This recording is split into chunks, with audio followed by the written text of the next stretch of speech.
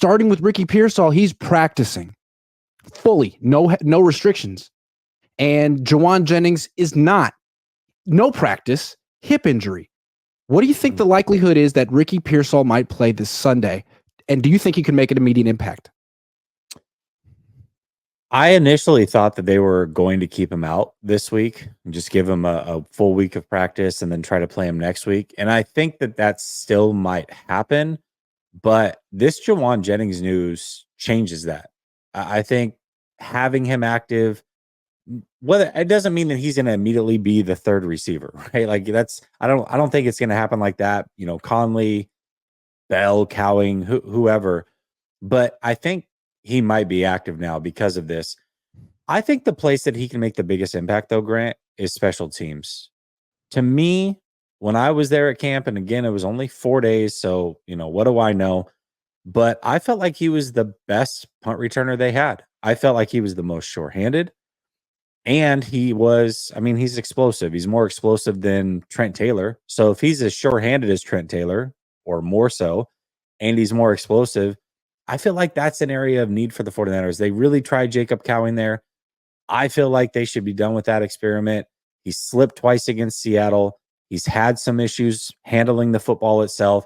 When he gets the ball, he can be explosive, but you got to be able to field the ball cleanly first and make a move without slipping. So to me, I feel like that experience should be done for now. Nobody wants to see Trent Taylor. God, please don't play Juice back there. It's got to be Ricky Pearsall. I think that's a spot where he can make an immediate impact on this team. When they opened his practice window, I was thinking that's great. You know, like they have 3 weeks, but one of them is a bye week. So it's almost like 4 weeks, and they can take as much time as they want. And if an injury pops up, then yeah, they can cross that bridge when they get there. But essentially, like, no one would fault the Niners for straight up redshirting him this year. He got shot in the chest. And they have a bunch of good wide receivers that they can't get the ball to enough right now. So to me, he seemed like insurance. And then Jauan Jennings got hurt. And it's like, well, do they need him now? Do they feel they could beat? Because Jennings was their best receiver against the Chiefs in the Super Bowl. No disrespect. Well, somewhat, I guess they would take it as disrespect. But yeah, I mean, he was their best wide receiver. And now he might not play in this game. And it was documented, the struggles Brandon Ayuk had and Deebo Samuel had to beat man-to-man coverage. Now, Jerry Sneed's not there anymore, but still, that's why they drafted Ricky Pearsall, because they felt they needed someone who could separate. It remains to be seen whether he can do that against NFL corners, but I kind of think he's going to play in this game. Yeah, I mean, if Jennings isn't going to play, I think he'll be there. To me, I don't think he makes much of an offensive impact for a while. And the only way that he can is through injury, which it sounds like there might be the possibility this week. But if nobody's injured, I mean, what are we talking? Max, if he becomes the number 4 wide receiver, works his way up the depth chart, maybe 10 snaps a game if Jennings, Deebo, and Ayuk are healthy. But the 49ers have a major need at special teams. It's like it's the forgotten unit until it's an issue. And it seems like every week it's an issue with the 49ers in one way or another. If they can shore up that punt return spot, which it seems like has not happened at all in the Shanahan era, I think Ricky Pearsall can be that guy. I really do.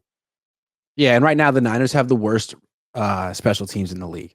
So anything he can give them would help. Well, here's one thing I want to say with Ricky. Like, let's say, I mean, I think it's clear that the gunshot wound was as like fortuitous as it could be. It didn't hit any tendons or bones, and it essentially was traumatic, but not more maybe emotionally and mentally than physically. I don't know, but it seems like he's cool on that side. That was the right side. If you watch him in practice, he's got a brace on his left side, kind of like the brace that George Kittle had for years. And I sort of feel like I'm more maybe that's crass to say because there's a gunshot wound there, but I feel like the subluxation side is the side where there could be a re-aggravation. And so I guess that's what I'm more concerned is the wrong word, but thinking about at this point moving forward. What about that left shoulder that he's wearing a brace on? Is he going to re-aggravate it like getting hit or tackled? Because he re-aggravated it in camp, blocking in camp, which isn't really blocking. So I don't think it's being crass. I think it's just being observant of what you're seeing when you're seeing a brace. To me, I think the reason that they waited an extra week to even open up the practice window is because of the other shoulder, not the one where he was shot. I think that probably healed a lot quicker than we would suspect, and he was good to go. That's just my thought process. I think it's the other shoulder that's still an issue, and I think that there's a chance that it continues to be an issue or a concern until he has some sort of surgery. Could be wrong about that. We'll see. Hopefully he can make it through the season. But yeah, I mean, he's wearing a brace on that shoulder. It clearly is. If it was perfectly fine, you don't wear a brace on something that's perfectly fine. I mean, that's just the Well reality of the put. situation. Well put. Thank you. Like, I don't want to get too far into speculation. That's a good way to put it. I think the Niners had a choice to make. I think it's pretty clear. End his season with surgery, or put a brace on it, see what happens. And I can't say what the right thing to do is. Maybe they need him right now. Maybe he's going to make the winning catch against the Chiefs or go for 175 and 3 touchdowns like Jauan Jennings did. Or maybe he goes out there and injures it again, and you're like, man, maybe they should have just shut him down once he got shot in the chest and said, like, you know what, this is a good opportunity for you to get surgery on the other one. And you know what, we're just going to put you on ice this year. Maybe that would have been I don't know what the right move is, and I guess we'll find out. But they had to make a decision. They made one. I think it would have been easy to sell to the fans why you put them on ice and you just have the surgery kind of behind the scenes without really blowing it up. Right. I think the hard part is explaining it to Ricky. Imagine being Ricky and you go through that traumatic event and all you want to do is play football, man. You didn't get your opportunity in training camp really because you hurt yourself or OTAs or preseason or none of that. You're excited about playing football. You have this thing happen to you and it's like, okay, well, the one thing that can kind of take my mind off this and give me something to be excited about is football, and you're just going to take it away for the whole season. I think it might have actually made it harder for them to shut him down because of that situation. I think that's a great point. I can't even argue with that. I hadn't thought of it at all. I mean, from a mental health standpoint, what would be worse for Ricky Pearsall?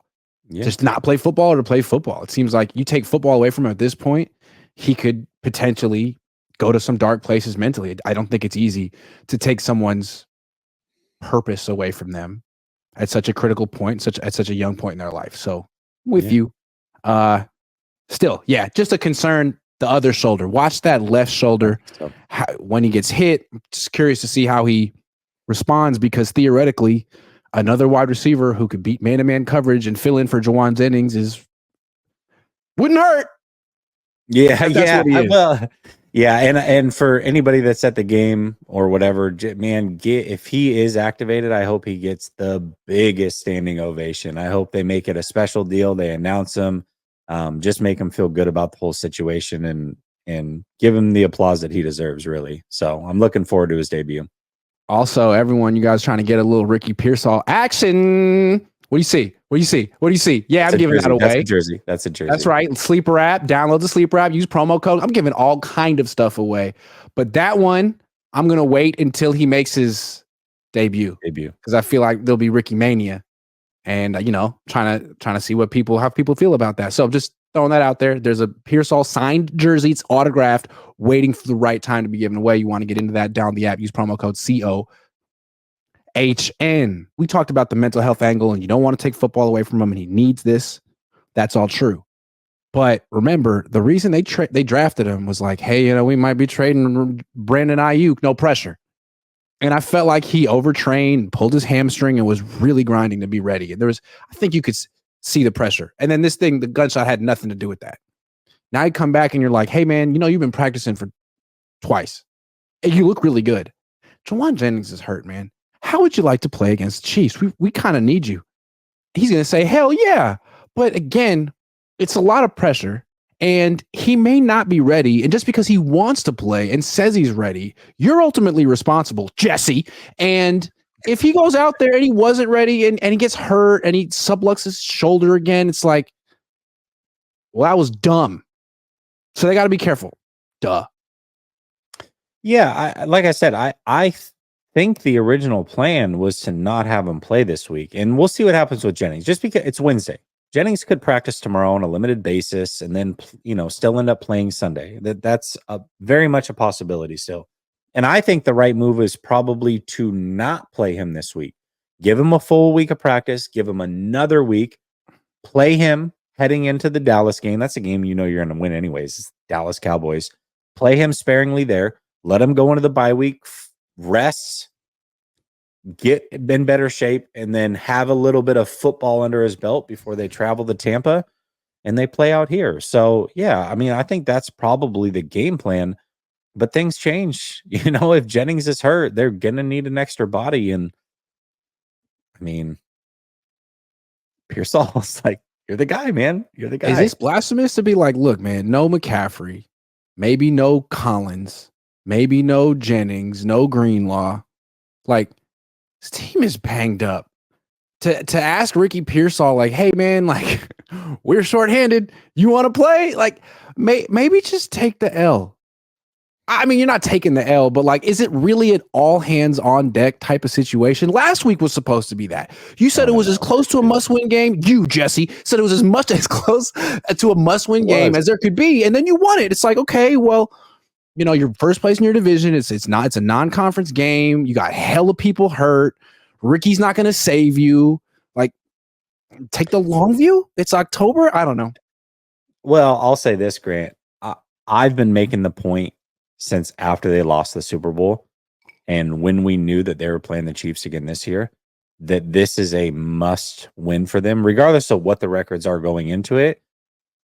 Now, obviously, it's only a must win if they match up with the Chiefs again, which is entirely possible. Maybe they don't. Maybe they don't reach a Super Bowl. Maybe the Chiefs don't reach a Super Bowl. But if they face the Chiefs in the Super Bowl, there is no way they can go to the well that doesn't exist because you didn't win again in the regular season and pull from something and be like, hey, we've got all the confidence in the world. You need to know that you can win this game, and this is your opportunity. And a lot of people push back on that notion, but you listen to the way these players are talking, they feel the exact same way, Grant. For sure. Hey, we need to prove it to ourselves we can beat this team. They're telling you right now, if we don't beat this team and we match up in the Super Bowl, we have nothing to pull from. Nothing to pull from. Here's my thing, though. I'm not sure that the Chiefs are going to be representing the AFC in the Super Bowl this year. I don't know. I feel like this might be the Ravens' year. You ask your son; he'll tell you. I thought last year was the Ravens' year, man. No, but they're a significantly different team with Derrick Henry. I think Derrick Henry. This might be the last year of his prime. I don't want to get way too off here, but like, is this? I don't know. Like, for example, what would be more demoralizing for the 49ers? To lose with all hands on deck, everyone who was 75% healthy and above had to play, and you lost, or you took the long view, you didn't play Ricky Pearsall, you didn't play Jordan Mason, you didn't play anyone who had a risk of like re-aggravating something and making it worse, and you lost, and you said, you know what, sucks. We still haven't beaten the Chiefs, but you know what, like it's a different year, and there's no guarantee we face them again, and we got to worry about every single team in the NFC North before we can even freaking get there. And so we're playing for that. You're like, no. You've got to be. That was the least inspiring coach's speech you ever heard. There's Al Pacino and then there's what I just did. Hey guys, why don't we just take the L this week? What do you say? Not even a big deal. Who cares? Just use it. Use it. You're hurt. No problem. It's fine. It's totally fine. I think I'm the next great coach.